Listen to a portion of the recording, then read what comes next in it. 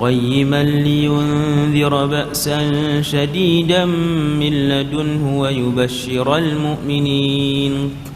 ويبشر المؤمنين الذين يعملون الصالحات أن لهم أجرا حسنا ماكثين فيه أبدا وينذر الذين قالوا اتخذ الله ولدا ما لهم به من علم ولا لآبائهم كبرت كلمة تخرج من أفواههم إن يقولون إلا كذبا فلعلك باخع نفسك على آثارهم إن لم يؤمنوا بهذا الحديث أسفا إنا جعلنا ما على الأرض زينة لها لنبلوهم أيهم أحسن عملا وإنا لجاعلون ما عليها صعيدا جرزا أم حسبت أن أصحاب الكهف والرقيم كانوا من آياتنا عجبا إذ أوى الفتية إلى الكهف فقالوا ربنا آتنا من لدنك رحمة وهيئ لنا من أمرنا رشدا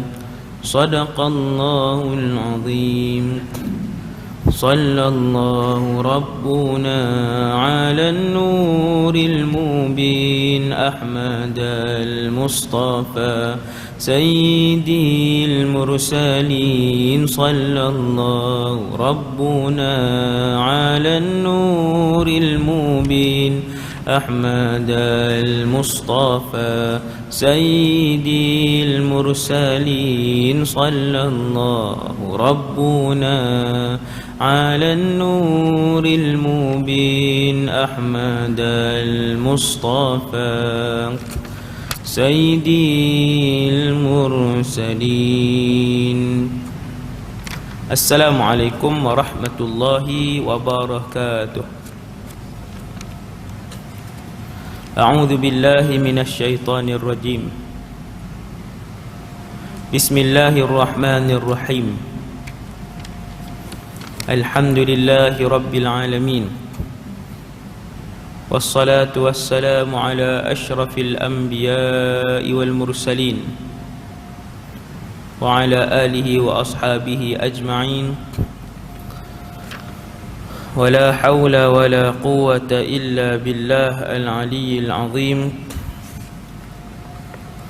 ولا حول ولا قوة إلا بالله العلي العظيم، ولا حول ولا قوة إلا بالله العلي العظيم. أما بعد. Kita menggunakan kitab sirah. Sebelum tu nawaitul i'tikaf di hadzal masjid sunnatan lillahi ta'ala. Bagi yang belum niat i'tikaf saja, aku beriktikaf dalam masjid ini sunat kerana Allah Ta'ala. Radina billahi rabba, kami semua redha Allah Tuhan kami. Wa bil islami dina, kami semua redha Islam cara hidup kami. Wa bi Muhammadin nabiyyan wa rasula, dan kami juga redha bahawa Muhammad sallallahu alaihi wasallam seorang nabi dan rasul. Kita menggunakan kitab sirah Ar-Rahiqul Makhtum karangan Al-Syeikh Safiyur Rahman Al-Mubarakfuri. Sirah kekasih kita semua dan juga kekasih Allah Subhanahu wa taala, iaitulah junjungan besar kita Nabi Muhammad sallallahu alaihi wasallam. Fasa kehidupan Nabi ada dua, di Mekah selama 53 tahun, kemudian Nabi berhijrah ke Madinah dan menetap selama 10 tahun sehingga Nabi wafat. Jumlah keseluruhan umur Nabi 63. Hak tu simple lah tu. Nah, tuan-tuan balik sekali, anak ada berapa orang? Tanya seorang-seorang, tengok Nabi wafat umur berapa? Soalan tu dah Seorang-seorang. Ala ada 6 tanya 6. Kenal tak Nabi kita sallallahu alaihi wasallam? Jadi kitab yang kita guna ni dah fasa Mekah dah habis. Fasa Mekah 53 tahun kita dah habis bincang sejak daripada Nabi lahir sampailah menjadi Rasul ketika berusia 40. Kemudian menyebarkan Islam di Mekah selama 13 tahun. 40 campur 13 jadi 53. Habis sebar Islam di Mekah, Allah arahkan Nabi dan para sahabat untuk berhijrah ke Madinah, wajib. Maka Nabi pun berhijrah ke Madinah.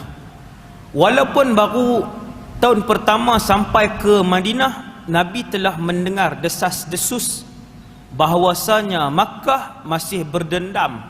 Kepimpinan kerajaan Mekah dan orang-orang Mekah masih berdendam dengan muhajirin yang berhijrah ke Madinah Al-Munawwarah. Katanya mereka nak serang Madinah. Nabi nak kenal pasti, Nabi hantar Sariyah. Dalam bahasa Arab namanya Sariyah, plural dia, jamak dia Saraya, pengintip. Pasukan pengintip dibenarkan dalam Islam ketika mana negara Islam berhadapan dengan ancaman musuh. Nabi pun hantar pasukan ni balik bagi tahu, ya Rasulullah, mereka telah meluluskan di peringkat parlimen untuk menyerang Madinah. Memang nak serang sungguh. Duit dari segi keuangan pun sudah pun dibincangkan. Mula itu Nabi baru sampai tahun 1. Mekah dah ready dah. Sebab tu Nabi pun mula susun strategi, antaranya Nabi halang dan tutup jalan-jalan yang nak membekalkan ekonomi dan juga kekuatan keuangan kepada negara Mekah. Sebab tu Nabi sekat. Nabi sekat jalan, Nabi sekat. Itu antara strategi dia. Kemudian pada tahun 2 berlaku perang yang besar yang sangat kekal dan nostalgia dalam sirah, iaitulah perang Badar Al-Kubra, nama dia Ghazwah Badar Al-Kubra, tahun 2 Hijrah. Baru 2 tahun orang dah main serang. Maka Nabi berperang bergantung kepada Allah, dan juga para sahabat pun sama, bergantung kepada Allah sepenuhnya. Akhirnya umat Islam menang besar dalam perang Badar. Ramai menteri-menteri kanan Quraisy yang mati dalam perang Badar. Antara yang paling terkenal ialah Abu Jahal.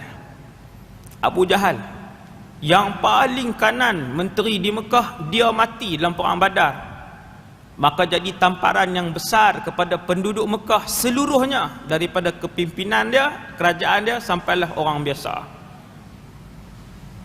Abu Sufyan bernazar untuk tidak membasahkan rambutnya ke badannya, sehinggalah orang Islam dikalahkan semula. Tahun 2 Abu Sufyan dia mula buat persiapan, sampailah tahun 3 akhirnya persiapan pun lengkap. Berlaku perang yang kita dah bincang pada 2 minggu yang lepas, iaitu perang tahun 3. Perang apa tuan? Perang Uhud. Perang Uhud. Ini 2 nama yang sangat besar. Badar tahun 2, tahun 3 berlaku perang Uhud. Mukaddimah saya tadi tuan-tuan dah nampak, yang tu dia punya kronologi dia dan juga dia punya gambaran dia. Maka dengan sebab tu dalam perang Uhud, Abu Sufyan yang merupakan panglima perang 1 Quraisy, dia panglima perang 1, dia gunakan kekuatan kewangan Mekah habis-habisan, kumpulkan sebanyak mungkin tentera. Mereka menghimpunkan lebih kurang 1,000 orang, 3,000 orang tentera di pihak Quraisy. 3,000 tentera bersama dengan 1,000 ekor unta. 1,000 ekor unta. Lepas tu dia buat keluar pula peruntukan khas untuk perang. Kerajaan Mekah buat keluar pula peruntukan khas untuk perang, 50,000 dinar emas. Bawa keluar pula peruntukan macam banyak lah. Kali ni semuanya bersemangat, mesti kena bagi malu pula kerajaan Islam Madinah. Sebab tahun lepas, baru je tahun lepas, seluruh semenanjung tanah Arab tersebar berita kerajaan Mekah lama. Mekah ni kerajaan lama. Kerajaan Mekah lama dikalahkan oleh kerajaan Islam yang baru ditubuhkan oleh Rasulullah. Sudahlah baru 2 tahun. Bilangan tentera pula ketika tu hanya 313 saja. Depa malu besar. Bila kerajaan Mekah malu besar, kali ni kena bagi menang besar. Nazar yang telah ditetapkan oleh Abu Sufyan, dan kali ni dia buat keluar panglima perang dia. Antaranya yang kita sebut 2 minggu lepas, kalau tuan-tuan ingat, Ikrimah ibn Abi Jahal yang kemudian masuk Islam lepas itulah, lama lepas tu masuk Islam. Dan yang keduanya dalam perang Uhud, Abu Sufyan mengeluarkan seorang lagi panglima perang besar, iaitulah Khalid bin Walid radhiyallahu anhu. Dua-dua orang tu masuk lepas itulah, selepas itu 6-7 tahun selepas tu dua-dua orang masuk Islam. Terkenal sebagai panglima perang yang hebat. Kemudian Abu Sufyan pun mula bergerak. Ni cerita 2 minggu lepas. Dia pun mula bawa 3,000 orang. Dalam 3,000 tu 700 berperisai, 200 ekor askar, 200 ekor askar pula dah. Sebut ekor pula kat depan nah. 200 askar berkuda. Quraisy lah. 200 ni banyak dah noh. Sebab selalu saya sebut, kalau seorang askar yang berkuda, dia boleh lawan dengan 4 orang duduk di bawah. Tinggi, kuda tinggi tuan. Bukan tinggi kamera ni. Tinggi lagi. Kalau takat kamera ni kita lompat naik je. Dia tinggi lagi belakang dia tu. Jadi bila dia tinggi, dia pegang pedang, dia boleh libah. Seorang askar yang berkuda, dia boleh lawan dengan 4 orang keliling dia, bahkan lebih. Zaman umat Islam menakluk Rom dan Parsi, seorang panglima ataupun seorang prajurit Islam, pejuang Islam akan lawan lebih daripada 6 ataupun 8 orang setiap orang. Jadi kali ini musyrikin bawa sangat ramai, 3,000 orang. Dia pun mula keluar. Semua berita, pergerakan, strategi, siapa yang jadi ketua, siapa yang duduk di sayap kanan, duduk di sayap kiri, tentera Quraisy, semua ni dibocorkan oleh ponakan Nabi yang bernama, siapa ingat? Al-Abbas. Ponakan Nabi nama Abbas, yang mana ketika tu Abbas berada di kota Mekah. Abbas duduk di Mekah. Nabi berhijrah, dia tak hijrah. Dia berada di kota Mekah dan dia merahsiakan keislamannya. Tuan, waktu Nabi berdakwah, ada berapa puluh orang di kalangan sahabat yang sampai ke sudah Quraisy tak tahu mereka ni Islam. Quraisy tak tahu. Mereka merahsiakan keislaman mereka. Antaranya bapa saudara Nabi yang juga sangat menyayangi Rasulullah, namanya Al-Abbas. Abbas tulis surat lengkap, surat tu dengan semua maklumat penting, maklumat sulit tentang pergerakan dan strategi tentera. Abbas upah satu orang penunggang kuda mahir. Akhirnya penunggang kuda mahir ni dalam masa 3 hari merentas lebih kurang 450 ataupun 500 km sampai kan surat itu kepada Nabi yang ketika itu berada di Masjidul Quba bersama dengan beberapa orang sahabat, antaranya Ubay bin Ka'ab. Bila Nabi baca, Nabi pun panggil, Nabi serah ke Ubay, Ubay pun baca. Kerana Rasulullah tidak membaca dan tidak menulis, itu mukjizat Nabi sallallahu alaihi wasallam. Jadi Nabi pun serahkan Ubay bin Ka'ab. Ubay bin Ka'ab. Selalu kita ulang nama satu orang sahabat yang Nabi puji. Nabi kata, siapa nak dengar bacaan Al-Quran seperti Jibril baca, dengarlah bacaan Ubay bin Ka'ab. Aqra'ukum Ubay, kata Nabi, manusia yang paling mahir dengan Quran di kalangan kalian, dengan bacaan Quran adalah Ubay bin Ka'ab. Kita tak kenal, tapi dia sahabat kanan Nabi sallallahu alaihi wasallam, sahabat kanan Nabi. Antara penulis wahyu, jawatan kuasa pengumpul Al-Quran yang diketuai oleh Zaid ibn Thabit, dan dia adalah manusia yang lidahnya sama seperti Jibril alaihissalam waktu baca. Dia punya lahjah dia punya dengung dia tak lari. Sebab tu Nabi puji dia, Nabi kata aqra'ukum Ubay. Kemudian bila Nabi baca surat tadi, Nabi pun bermesyuarat bersama dengan para sahabat radhiyallahu anhum apa yang nak dilakukan. Maka para sahabat pun ketika itu membuat keputusan dengan Rasulullah, terus mula berjaga-jaga. Madinah dalam keadaan berjaga-jaga. Dia panggil dalam bahasa Arab an-nafirul am.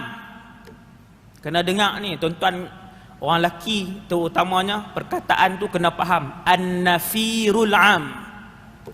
Dalam sebuah kerajaan Islam, apabila kerajaan Islam menerima ancaman ataupun keluar nak pergi berperang, maka khalifah akan melancarkan an-nafirul am, seruan jihad am. Semua laki-laki adalah wajib untuk keluar dan menyertai pasukan ni. Dia bukan pilihan. Isi borang nak pergi tak berjihad, silakan raid pada kotak yang ada. Oh tak. Bila keluar an-nafirul am, surat rasmi daripada khalifah, semua laki-laki yang sihat, laki-laki yang tak ada masalah, yang laki-laki orang tua tak diwajibkan, kanak-kanak 14, 13 tidak diwajibkan. Ni hak sihat semua ni akan diwajibkan untuk bersama dengan katibah. Dia panggil katibah. Ni semua bahasa perang. Bahasa perang yang perlu diperdengarkan kepada generasi hari ni. Nah, sebab generasi hari ni dia duk tengok istilah perang dalam game je. Kan apa nama ni, macam-macam lah istilah perang dalam game. Ada kubu-kubu juga saya tengok kan. Bukan saya main, saya tengok duduk sebelah, duduk parti dia pemain kan. Kemudian Nabi pun bermesyuarat, sahabat-sahabat pun semua bahagi tugas. Nabi panggil, bukan semua sahabat lah Nabi panggil, yang kanan. Di Madinah apabila nak bermesyuarat, Nabi akan panggil pimpinan kepada 3 kumpulan. Apa dia tuan-tuan? Aus, Khazraj, Muhajirin.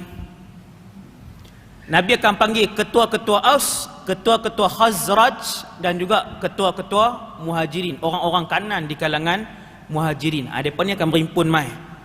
Nabi kata ni sampai surat dah daripada bapa saudaraku, bagi tahu tentang strategi, semua maklumat lengkap tentang tentera, bilangan tentera, depa nak keluar kok mana, berapa orang depa, berapa tentera berkuda, berapa berperisai, semua ada dalam kertas sulit, surat sulit yang dihantar oleh Abbas.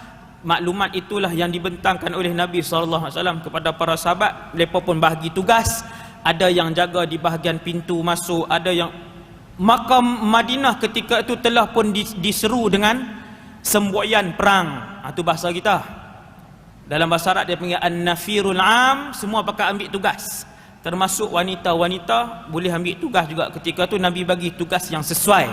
Antaranya berada di atas bumbung rumah dan melihat ke arah jauh kalau ada musuh yang sedang datang. Muslimah sesuai lah tugas dia, tengok ya. No, 10 orang muslimah di kawasan sini, lorong ni duduk atas. Orang Arab rumah depa atas boleh naik selalunya, atas sutuh dia panggil, atas bumbung. Kita rabat bumbung terbalik lah. Depa bumbung depa boleh naik, hampak tikar, berkelah, makan dia bumbung dia memang boleh naik. Walaupun rumah tu di bandar. Lepas tu anak dia nak menikah, hak sulung dia tambah atas. Dah di 2 tingkat, tapi bumbung di tingkat 2 boleh duduk lagi. Kan? Naik tangga duduk atas, melepak apa semua. Kan? Jadi rumah orang Arab ni boleh jadi yang macam kami duk tengok hari ni, mungkin dulu macam tu. Dia atas dia tu boleh naik. Sampai hari ni di bandar ke di kampung ke, bumbung dia boleh naik atas, melepak, duduk apa semua. Jadi Nabi sallallahu alaihi wasallam, antara tugasan yang diberikan kepada muslimah ialah mereka diberikan giliran untuk duduk atas bumbung tengok. Tentera kalau main daripada jauh nampak. Kalau dia main daripada jauh, sebab padang pasir dia tak ada hutan. Dia tak ada hutan. Yang ada hutan di Madinah ni bahagian selatan, barat, timur. Bahagian barat laut yang tu tidak berhutan. Jadi bila muslimah berdiri tengok, boleh nampak kedatangan ataupun pencerobohan daripada tentera musuh. Kemudian dah bagi tugas Madinah dalam keadaan berjaga-jaga. Semua orang memegang senjata. Sehingga kan diceritakan dalam kitab-kitab sirah, dalam ni tak ada kod ke, saya baca dalam ni saya tak ingat dah. Banyak kitab duk rujuk tu. Antara kitab sirah menyebutkan bahawa para sahabat cerita ketika mana an-nafirul am, hak semboyan perang tadi, seruan jihad am umum tadi dibunyikan, kami ketika mana dalam solat kami juga menanggung senjata. Sahabat kata kami bawa senjata waktu tu. Yang pi ke pasar ke, yang nak solat ke Madinah dalam keadaan berjaga-jaga kerana Abu Sufyan telah pun keluar. Kemudian apa jadi? Nabi panggil sekali lagi. Dah para sahabat duk jaga apa semua. Dia bukan sampai sehari tuan-tuan. Surat tu surat yang Abbas hantar 3 hari sampai. Kemudian pasukan tentera nak bergerak, hak 3,000 tadi bergerak 3,000 orang. Agak-agak apa hari? Bergerak tuan-tuan 3,000. Sekali berhenti makan 10 minit. Adakah berhenti makan? Ambil roti, buh plantar saja. Sudah panglima pun menjerit kan. Oh, tak boleh yang ambil roti buh plantar pun tak dan lah 10 minit. Sekali berhenti 3,000 macam kenuri kahwin, lebih kenuri kahwin lagi. Tuan-tuan bayang balik ni, kena bayang, jangan duk anggap jauh suasana perang ni. Tak ya, Zat pi lah suasana dulu, biar depa buat lah macam mana pun. Kita akan tempuh keadaan itu satu hari nanti. Sebab ada lagi perang yang disebutkan oleh Rasulullah yang belum berlaku. Maka suasana berjalan dengan 5,000 tentera ni, tuan-tuan kena bayang dah. Sekali berhenti macam mana? Kalau jenis makan beridang macam kita pula, setalam 4 orang kena ada ulam dengan papadom. 3 jam, tengah-tengah hari 3 jam, berhenti makan malam pula 6 jam. Balik awal lah, memang tak perang lah. Kan? Makanan habis, kerak jalan je, lepas tu batas balik. Tak ada hampir perang. Tuan-tuan, macam mana tentera-tentera dahulu, Islam dan bukan Islam, bila berjalan sekali ramai ni, bila berjalan sekali ramai, banyak mana yang diperlukan. Tentera musyrikin Mekah membawa unta. Tuan-tuan tahu berapa bilangan unta yang dia bawa? Tentera dia 3,000, bilangan unta yang dia bawa juga 3,000 ekor unta. 3,000 ekor unta. Tuan-tuan bayang, 3,000 kalau buh dalam masjid ni tak muat. Kan? Tak muat ni. Maksudnya satu kumpulan, kita nak pergi perang tapi kena bawa heret juga. Makanan tentera nak makan juga, makanan. Minuman tentera nak minum. Sekali makan tengah hari tak 3,000 orang, takkan 9 ekor unta. Tuan-tuan nampak tak suasana tu? Jadi pergerakan tentera dia agak lambat. Dia agak lambat, kecuali tentera yang dipimpin oleh Khalid bin Walid. Siap. Kerana Khalid Al-Walid adalah seorang panglima tentera Islam nombor 1. Antara benda yang paling dia tak suka ialah tidur. Jenuh. Kita nombor 1 tidur. Khalid Al-Walid ketika dia berperang dengan Rom dan Parsi, siapa duduk di bawah dia, antara benda yang paling dia tak suka, tidur. Jangan sebut berhenti tidur kat dia. Sat dia. Lelapkan mata sat dia, itu ada. Tidur dengan ekor, dengan selimut, dengan apa pula, kena ayak TO pula sebelum tidur, hak tu kita, hak tu bukan dia lah. Pakai tak perang dah tuan-tuan. Jauhnya kita hari ni dengan suasana perang. Jauh sangat kita ni. Jadi bila belajar sirah ni, sambil-sambil kita duk peringat balik, buat persiapan balik. Ingat hak Nabi sebut bahawasanya ada lagi peperangan yang akan berlaku, belum habis lagi. Sambil-sambil kita tengok sirah, sambil-sambil kita buat persiapan diri kita. Kalau tak jadi lagi 5 tahun, lagi 10 tahun, mungkin 15 tahun, mungkin 20, mungkin 25. Bila kita buat persiapan itu juga akan dilakukan oleh anak-anak yang duk tengok kita. Anak-anak yang duk tengok kita, maka mereka pun akan jadi bersedia. Kemudian Nabi pun dalam tempoh Quraisy yang dipimpin oleh Abu Sufyan, 3,000 tentera, 200 tentera berkuda, 3,000 ekor unta untuk dimakan, sebahagian ditunggang sebagainya, duk bergerak pelan-pelan lah. Madinah duk bersedia. Nabi panggil sekali lagi para sahabat yang besar, ketua-ketua Aus, ketua-ketua Khazraj, ketua-ketua Muhajirin. Nabi panggil. Nabi kata, semalam aku mimpi Rasulullah. Kata Nabi, demi Allah semalam aku mimpi. Dalam mimpi yang panjang, aku melihat lembu-lembu disembelih. Mimpi Nabi. Nabi kata, semalam aku mimpi, aku tengok ada lembu-lembu yang disembelih. Kemudian aku melihat hulu pedangku ataupun mata pedangku sumbing. Hulu pedang Nabi atau mata pedang Nabi jadi sumbing. Sumbing teruk mata pedang Nabi. Dan yang ketiga, kata Nabi SAW, Nabi memasukkan tangan dia ke dalam baju besi dia. Nabi tengok dalam mimpi tu, Nabi masuk tangan dia dalam baju besi. Rasulullah SAW, tuan-tuan, Nabi berkongsi dia punya mimpi dia. Ini dekat-dekat nak perang. Antara ilham yang dihantar oleh Allah, panduan yang dihantar oleh Allah adalah melalui mimpi. Rasulullah mimpi. Kadangkala Allah hantar kepada Nabi maklumat ataupun ilham melalui mimpi. Dan banyak hadis mimpi-mimpi Rasulullah sallallahu alaihi wasallam. Siapa yang nak takwil? Nabi cerita kat sahabat, sahabat tanya, ya Rasulullah, apa maksud tiga-tiga tu? Nabi sendiri mentakwil. Nabi kata, hak lembu tu kena sembelih tu maksudnya beberapa orang di kalangan sahabat-sahabatku akan terbunuh dalam perang ini. Hadis ini sahih. Kemudian kata Nabi, mata pedangku yang sumbing ataupun hulu pedangku yang sumbing itu tandanya salah seorang daripada ahli keluargaku yang terdekat akan mati syahid. Ada ahli keluarga Nabi dalam tu? Waktu Nabi duk prepare perang Uhud ni ada tak? Ada.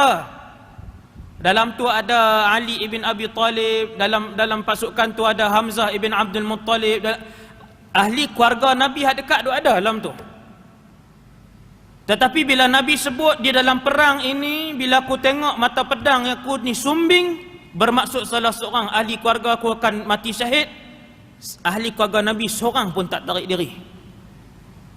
No?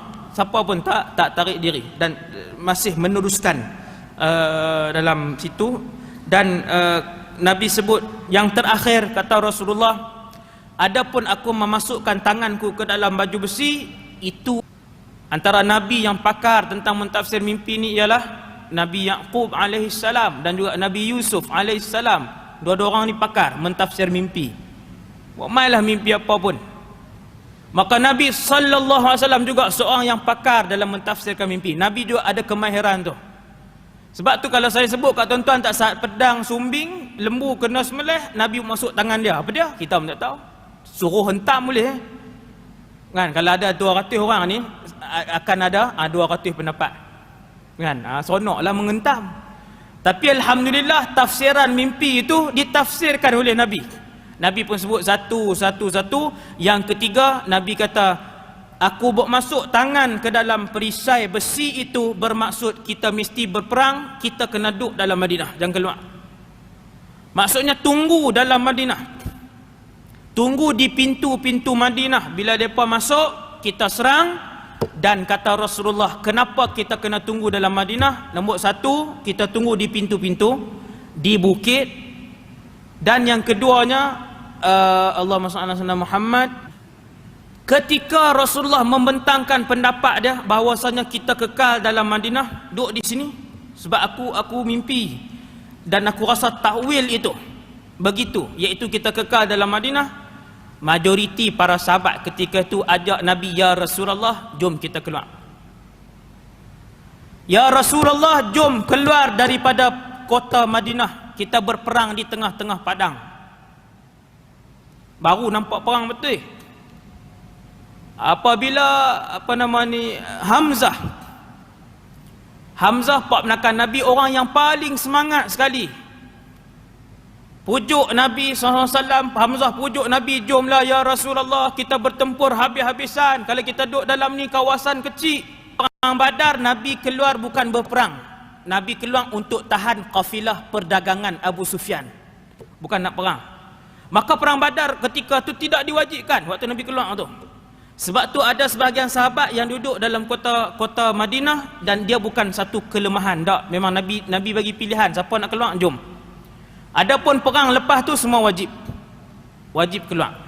Maka sahabat-sahabat yang tak dan keluar dalam perang Badar, mereka kata, ya Rasulullah, kami tak sempat tahun lepas, kami nak berperang sungguh kali ini, jom kita keluar. Tuan-tuan yang dirahmati Allah, antara pemimpin-pemimpin yang main ni, nama dia Abdullah bin Ubay bin Salul. Tuan-tuan pernah dengar ada nama ni? Abdullah bin Ubay bin Salul ni kepala munafik di Madinah. Dia masuk Islam betul-betul sebab dia nak dapat pangkat. Kok Nabi nak bagi kat dia 1-2 portfolio kah? Sebab sebelum Nabi sampai daripada Mekah, penduduk Madinah hampir-hampir saja melantik Abdullah bin Ubay bin Salul sebagai presiden Madinah Al-Munawwarah. Berapa bulan je sebelum Nabi sampai. Kemah telah ditempah, pakaian rasmi telah ditempah, taj telah ditempah. Orang Madinah tak nak tengok Rasulullah sebahagian besar. Mereka tak kenal peribadi Nabi hak sangat-sangat mulia ni, sebahagian besar tak pernah tengok. Majlis persiapan, majlis untuk melantik Abdullah bin Ubay bin Salul sebagai presiden dah dibuat dah, kad buat keluar dah. Tiba-tiba Nabi mai. Ketika Nabi mai, orang Madinah kesemua melihat Rasulullah. Tuan-tuan, orang baik ni macam mana kita tengok orang baik? Dengan tubuh badan Nabi yang sasa, pakaian Nabi yang bersih, kemas, rupa Nabi yang segak, perangai dia bagus, dengan Nabi mahir berpidato. Akhirnya penduduk Madinah semua nak lantik Rasulullah sallallahu alaihi wasallam. Majlis perlantikan Abdullah bin Ubay dilupakan. Sebab tu dia berdendam dengan Nabi SAW. Tapi bila orang lantik Nabi menjadi khalifah ataupun Perdana Menteri di Madinah, Abdullah bin Ubay masuk juga Islam. Sebab apa? Sebab nak dapat tempat. Maka semua orang Islam tahu kepala munafik nombor 1 di Madinah namanya Abdullah bin Ubay bin Salul. Mereka pernah cadang kepada Nabi, wahai Rasulullah, bukankah Abdullah bin Ubay itu munafik? Nabi kata, bahkan dia munafik. Tidak ada Islam dan iman dalam hati Abdullah bin Ubay, tak ada. Bahkan dia kepala munafik. Kemudian sahabat kata, ya Rasulullah, kenapa tidak dibunuh Abdullah bin Ubay? Nabi kata, adakah kalian mau satu hari nanti orang ramai akan menyebut Muhammad pernah membunuh sahabatnya sendiri? Orang luar mana faham bahasa dia ni munafik ke apa? Orang nak ayat tu tak mau dengar.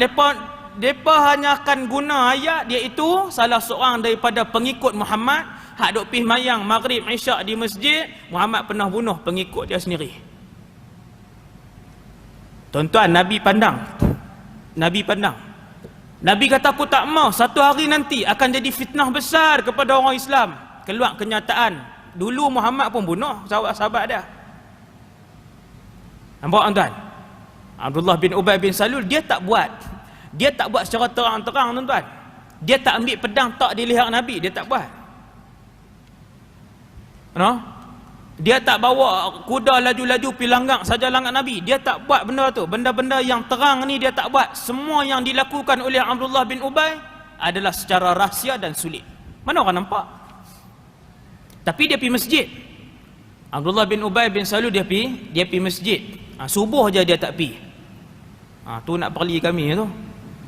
Perli apa ni, memang zaman tu munafik zaman Rasulullah, depa tak mai mayang subuh.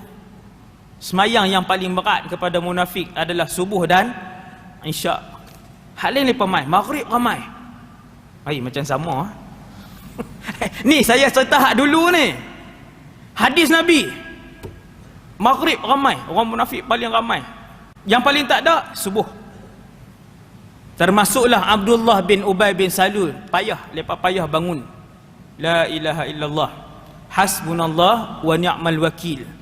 Jadi Abdullah bin Ubay bin Salul, balik pada cerita tadi. Nabi pun mesyuarat, bila Nabi bagi tahu kita akan duduk dalam ni, kemudian ada majoriti sahabat ketika itu ataupun separuh daripada sahabat pakat desak Nabi, ya Rasulullah jom keluar, pakat semangat. Diketuai pula oleh Hamzah bin Abdul Muttalib. Tuan-tuan, tiba-tiba Abdullah bin Ubay ni dia memang ada dalam majlis mesyuarat tadi ni. Kenapa Abdullah bin Ubay dia ada? Sebab dia salah seorang orang besar Khazraj. Di Mekah, di Madinah ada dua kabilah, Aus, Khazraj, kabilah asal. Abdullah bin Ubay bin Salul salah seorang pemimpin Khazraj. Maka dia juga tersenarai bila Nabi nak panggil mesyuarat penting, dia pun main juga. Dia pun akan main juga. Tuan-tuan sekalian, bila dah jadi macam ni, Nabi bagi cadangan untuk duduk dalam Madinah berdasarkan mimpi Nabi. Sebahagian separuh pada sahabat bagi cadangan kita keluar, barulah seronok berperang bersungguh-sungguh sebab macam-macam lah alasan. Abdullah bin Ubay bin Salul dia kata, ya Rasulullah, eloknya kita duduk dalam Madinah. Oh, nampak baik eh.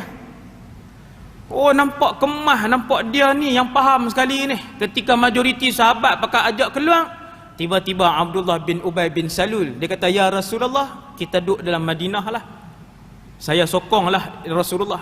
Ada sahabat yang memang menyokong Nabi, tapi minoriti. Semua nak perang, bukan nak engkar arahan Nabi, tapi mereka bagi cadangan, boleh tak ya Rasulullah, jom kita pergi keluar.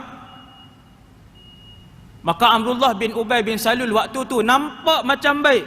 Dia kata, ya Rasulullah, kita duduk dalam lah. Aku setuju seperti mana cadangan Rasulullah dan juga sebab-sebab yang telah dikemukakan oleh Nabi. Sahabat tahu dah, jenis Mangkuk Ayun ni kan, dia cakap ni ada benda. Hak Mangkuk Ayun ni jenis virus yang duduk dalam jemaah ni, pasukan Islam ketika tu. Sahabat kenal bila dia cakap ni, hang bukan nak sokong Nabi naknya, mesti ada benda lain. Akhirnya barulah pecah kepada semua sahabat, dia ni cadang suruh duduk dalam Madinah memang sebab dia takut perang. Kerana orang-orang munafik memang takut berperang, takut nak tinggal dunia, mereka takut nak tinggal harta, nak tinggal rumah, nak tinggal ladang. Dia tak sanggup nak tinggal keluarga. Munafik. Apabila berperang bermaksud kepala mereka akan dipenggal, badan mereka akan ditusuk dengan tombak, leher mereka akan dipenggal dan sebagainya. Mana mau? Munafik tak mau. Jadi dia buat cadangan, dia kata kami setuju dengan Rasulullah ni. Nampak macam baik, tapi sahabat semua dah faham ada muslihat di sebalik setuju dia. Mesti ada muslihat. Akhirnya disebabkan desakan daripada para sahabat yang ramai, Nabi pun masuk. Tuan-tuan boleh tengok muka surat 242 tu, tajuk tu. Sampailah muka surat 243, Nabi pun masuk dalam. Dan Nabi pun bersiap. Nabi setuju dengan pendapat ramai para sahabat, tak apa, kita keluar. Kita keluar. Sudah berbincang panjang apa semua, setuju untuk berperang di luar kota Madinah. Tuan-tuan yang dah pergi umrah Madinah, lepas tu kawasan Uhud 5-6 km juga kan, di luar kota Madinah. Maka Nabi pun setuju, Nabi pun masuk dalam rumah. Nabi ditemani oleh dua orang kawan karibnya, Abu Bakar dan Umar, muka surat 244, perenggan atas sekali. Lepas habis mesyuarat, lepas mayang Zuhur, bersama dengan majlis pemesyuratan tertinggi ketenteraan Islam, anggota-anggota tadi ni, Nabi pun masuk dalam, Abu Bakar dan Umar pun turut. Mereka membantu Rasulullah mengenakan pakaian jihad, baju besi. Baju besi bukan pakai macam singlet, kan? Bukan macam sarung jaket sejuk tau. Oh, hak tu baju besi ni orang main kad. Sekali kawan tu bawah kat kawan ni pula baju besi. Siapa yang pakaikan baju besi kepada Nabi dalam perang Uhud? Abu Bakar dan Umar. Bila Nabi pun siap pakai, waktu Nabi masuk ke dalam ni, tuan-tuan tengok, hak minoriti sahabat ni bangkit bercakap, antaranya Sa'd bin Mu'adz dan juga Usaid bin Hudayr. Tu sebutan nama tu. Sa'ad ibn Mu'adz, terkenal lah mereka ni. Allahu Akbar, sangat terkenal dalam kitab sirah. Seorang lagi nama Usaid bin Hudayr. Kedua-duanya antara pemimpin yang besar. Mereka bangun, mereka bercakap, mereka kata, tidak sepatutnya kalian memaksa Nabi SAW. Oh, semua pakat asal salah. Hampa tak kenal ke duk dengan Nabi lama dah? Muka Nabi ni, kalau Nabi seronok macam mana, kalau Nabi tak seronok macam mana, kalau Nabi setuju macam mana. Tidak sepatutnya kalian paksa Nabi keluar. Nabi dah bagi cadangan dah, duk dalam Madinah. Semua pakat asal salah. Nabi duk bersiap di dalam. Ni muka surat 242, 44 cerita ni. Dan semua kitab sirah pun ada cerita ni. Bila Nabi pun keluar, sudah pun mengenakan baju besi, mereka pun sebut, ya Rasulullah, kami tidak sepatutnya bersetentangan dengan cadangan Rasulullah. Pakai asal salah ni. Ya Rasulullah, kami ni sepatutnya ikut cadangan yang Nabi kemukakan. Tak apalah ya Rasulullah. Tuan-tuan, hak ramai tak sah, semua pakat kata tak apa, ya Rasulullah, kita perang daripada dalam Madinah. Tuan-tuan, Nabi nak masuk buka balik. Dah. Nabi kata, maka nali nabiyyin idza labisa la'matah an yad'aha hatta yujahid fi sabilillah. Nabi kata, tak ada rasul yang kalau dia dah sarung baju besi, dia buang pula untuk mulakan peperangan lain. Tak ada. Nabi kata, sifat pengecut bukan sifat rasul. Kesemua rasul berani. Nabi Daud alaihi salam memimpin peperangan. Nabi Sulaiman alaihi salam memimpin peperangan. Zulkarnain memimpin peperangan. Ni semua nabi-nabi. Nabi Yusha ibn Nun memimpin peperangan. Semua panglima perang. Nabi kata tak ada di kalangan rasul bila dah pakai baju perang, apa nak suruh dia buang, nak undur balik ke? Tak ada. Yang tu sifat pengecut. Maka Nabi pun terus dengan baju dia, dan Nabi membentuk beberapa batalion ataupun katibah. Batalion ni dia panggil dalam bahasa Arab katibah, kumpulan. Berapa kumpulan? 3. Kumpulan Aus, panji dia dipegang oleh, maksudnya ketua Aus, panji dia dipegang oleh Usaid bin Al-Hudhair radhiyallahu an. Yang ni panglima perang Aus dia ni. Panji Khazraj dipegang oleh panglima perang mereka yang bernama Hubab ibn Al-Munzir. Nama tu eja macam-macam, kalau buka buku sirah eja macam-macam. Sebutan dia Hubab, Sayyiduna Hubab ibn Munzir. Dia pegang panji Khazraj. Usaid bin Al-Hudhair pegang panji Aus, dan panji Muhajirin dipegang oleh anak remaja yang bernama Mus'ab ibn Umair. 3 panji Nabi serah. 3 panji. Kemudian tentera Islam pun keluar dengan 1,000 orang, termasuklah Abdullah bin Ubay bin Salul, hak kepala munafik tadi. Ada satu benda menarik tuan-tuan, sebelum kita tutup majlis malam ni, 5 minit. Ada satu benda menarik yang ada dalam sejarah, dalam sirah Islam ni, ialah ada 3 orang di kalangan menteri-menteri paling kanan Quraisy. Kita kata orang yang paling jahat lah Quraisy. Akan tetapi anak-anak mereka kesemuanya orang-orang yang hebat di dalam Islam. Yang pertama, Khalid ibn Walid. Khalid al-Walid, hak kita kenal. Siapa ayah dia? Ayah dia Al-Walid ibn al-Mughirah. Walid ibn al-Mughirah ni, kalau ada benda besar dalam Mekah yang semua orang tak tahu, maka dia akan buat keputusan. Kanannya dia dalam kota Mekah, dan dia manusia paling kaya dalam kota Mekah, nombor 1. Walid ibn al-Mughirah manusia terkaya di kota Mekah. Ayah Khalid al-Walid, dia punya belanja harta dia untuk lawan dengan Nabi SAW, tetapi anak dia Islam. Nombor 2, Ikrimah bin Abu Jahal, anak Abu Jahal. Tuan-tuan, Abu Jahal tak usah sebutlah, Nabi gelar Abu Jahal ni Fir'aun umat ini. Punya jahat Abu Jahal ni berkali-kali dia sendiri cuba bunuh Nabi, dia sendiri biaya komplot satu pasukan untuk membunuh Rasulullah SAW. Tapi anak dia masuk Islam dan jadi orang besar dalam Islam, iaitu anak dia Ikrimah. Jadi sahabat besar, sahabat yang sangat masyhur, Ikrimah bin Abu Jahal. Tapi bin Abu Jahal. Tengok, Subhanallah. Hidayah Allah Azza wa Jalla. Sebab tu tuan-tuan tengok anak beranak jahat, jangan kata apa lagi, tunggu saat kok anak taubat. Kan? Boleh jadi anak tu bertaubat. Kan kita nampak ayah dulu jahat, dia pun jahat juga. Jangan benci 100% lagi, simpan sikit. Ni kalau Tuhan bagi, ni macam mana tuan-tuan? Abu Jahal dengan Ikrimah anak dia dulu, dua-dua orang ni sama jahat. Tiba-tiba satu hari Allah bagi hidayah 180 darjah. Subhanallah. Ikrimah menjadi salah seorang panglima kanan perang pada zaman Umar bin Al-Khattab. So Islam. Dan nombor 3 yang Islam, anak siapa? Anak Abdullah bin Ubay bin Salul masuk Islam. Dan menjadi orang Islam yang baik, sahabat yang hebat. Anak dia nama apa? Anak dia nama Abdullah juga. Maka anak dia nama Abdullah bin Ubay bin Salul. Dah nah?